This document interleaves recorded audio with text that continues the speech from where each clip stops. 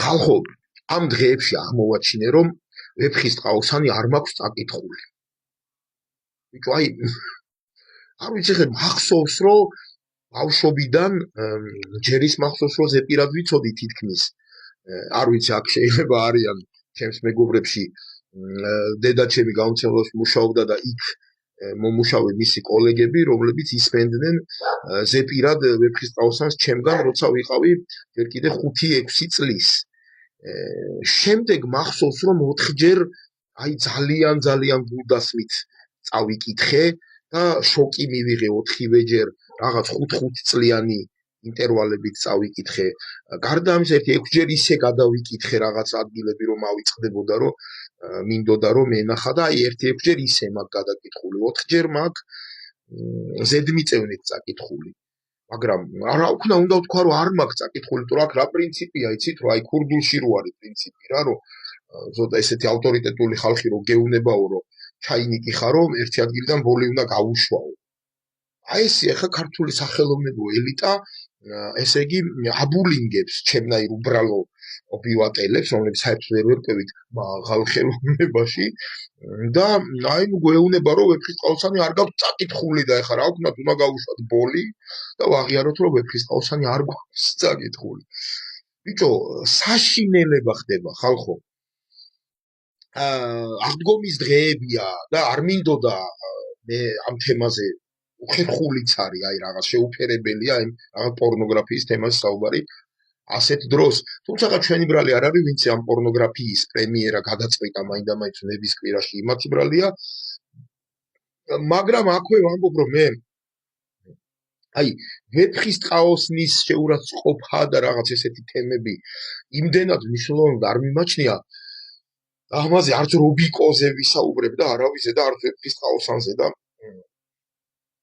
უბრალოდ იმიტომ საუბრობ ამ თემაზე, რომ საზოგადოების ის ნაწილი დავინახე, რომელიც მზად არის რაღაცა ერთი კერპის გამო, თუნდაც ეს კერპი მართლაც კერპი იყოს და ასე ვთქვათ, მართლაც იმსახურებდეს გაკერპებას, ამის გამო საზოგადოების დანარჩენ ნაწილს გადაუაროს, წიხლებით შედგეს, გაუნათლებელი უვიცი ეძახოს.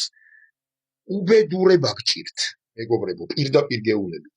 რამდენიმე ისეთ თითქოს და პატივსაცემ ადამიანთანაც წავიკითხე ეს, რომ რობიკოსის ხალხი აკრიტიკებს და ის ტიპებს არ მოეწონათ ეს რაღაცა პორნოგრაფია რუსთაველი სცენაზე, ისეთებს არ მოეწონათ, ვისაც ვეფხისტყაოსანი გადაშლილიც კი არა აქვს, წაკითხული არა აქვს. რა არის ბიჭო ეს რა ლიტერატურული დიქტატურა თუ რაღაც ლიტერატურული ამპარტავნობა? როგორ შეიძლება ნორმალურად მოაზროვნე ადამიანმა გამომდინარე იქედან, რომ ვიღაცას ტრაკ ჩახდილი და ძუძუება მოყრილი თინათინი არ მოეწონა რუსთაველის სახელმწიფო აკადემიური დრამატული თეატრის სცენაზე, ამის გამო შენ გამოხვიდე და უძახო, რომ ვეფხისტყაოსანი არ გაქვს წაკითხული. აი, მაპატიეთ, მაგრამ ამას იდიოტიზმი ქვია, ყვანაირად, ეს ერთი. მერე მეორეც, ისეთმა ადამიანებმა დაწერეს უარყოფითი ამ ყველაფერზე, რომ იმას რო ეუბნები, რომ ვეფხისტყაოსანი არ გაქვს წაკითხულიო, არ ვიცი, სირცხვილია, სიტყვაზე ვიძახი, ერთ-ერთი ჩემ გვერდზეც დაწერა უარყოფითი ამ სპექტაკლის მიმართ, აუშვათ ვაჟა ოთარაშვილი. თქვენ რომ აი ვაჟა ოთარაშვილს არა აქვს ვეფხისტყაოსანი წაკითხული. ეხლა ვიღაცებმა მე იქ დაწერეს, რომ უკვე დაუწერეთ კომენტარები, ხო, მაგრამ ხო არ უბერავთ, როგორ შეიძლება ესეთ რა. არა, მიხვდნენ, რომ იდიოტიზმი დაწერეს და არა, წაკითხულში იმას არ გულისხმობთ, რომ ესე ბუკვალურად წაკითხული, გაგებული, გააზრებული არა აქვს ხალხო. ვაჟა ოთარაშვილს არა აქვს ვეფხისტყაოსანი გააზრებული და თქვენ გააქვთ. არ ჩემ თავზე არ ვიძახი, ხო ხედავთ არა?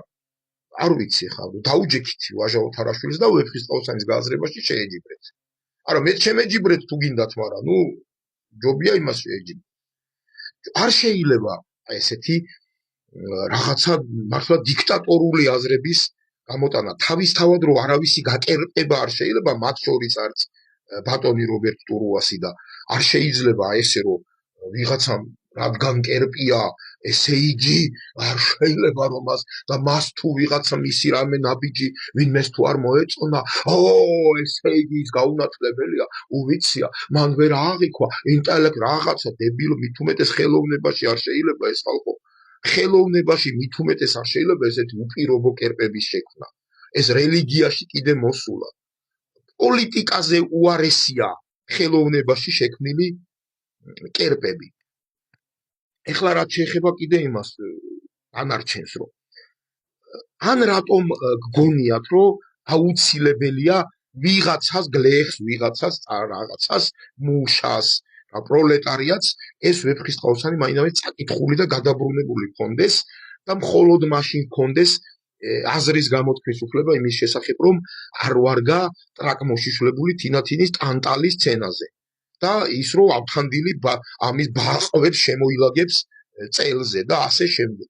კი შეიძლება იმას არ წაუკითხავს ესე გამოწვლილივით ვეფხისტყაოსანი სიტყვა ასო, თუმცა მისთვის ეს არის კი მიწოდებული რაღაცა ლეგენდარული, რაც უნდა დარჩეს ლეგენდად.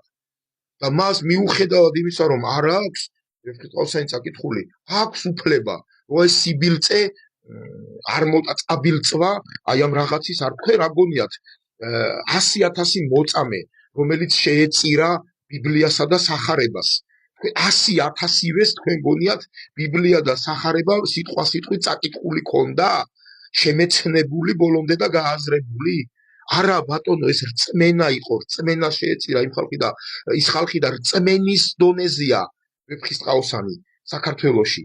რწმენის და ზუსტად თქვენ არა გაქვთ გააზრებული ვეფხისტყაოსანი და ზუსტად ის არა გაქვთ გააზრებული, რომ ეს რწმენის დონეზეა და არ არის აუცილებელი 100,000 მოწამეს, 100,000-ივეს სახარება და ბიბლია წაკითხული ქონოდა.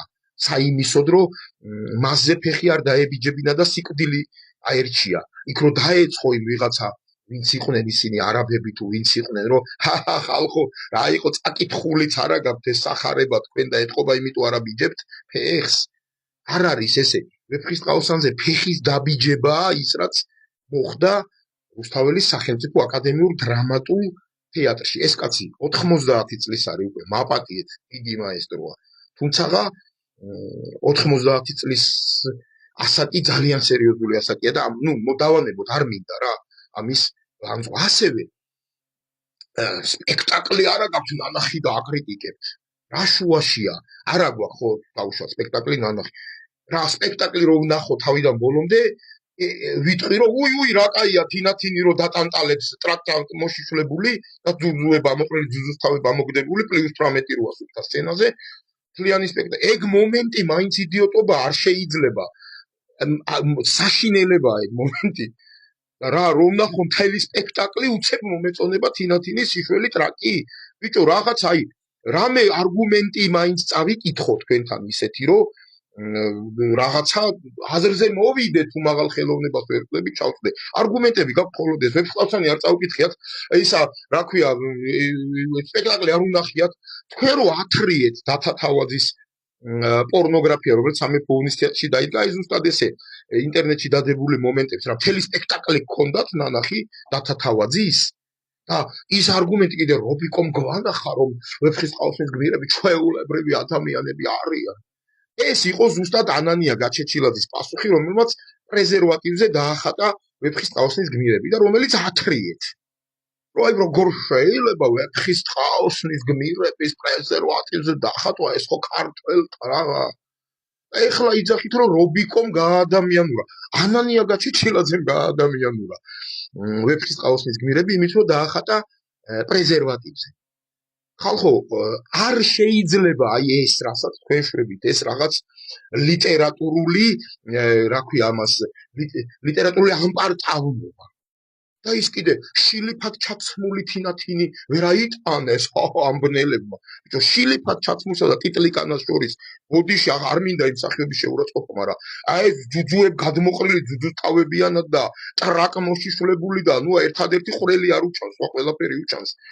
ეს არის შილიფად ჩაცმული, მაპატიეთ, მაგრამ თქვენი ცოლები ატარეთ ეგრე შილიფად ჩაცმულები.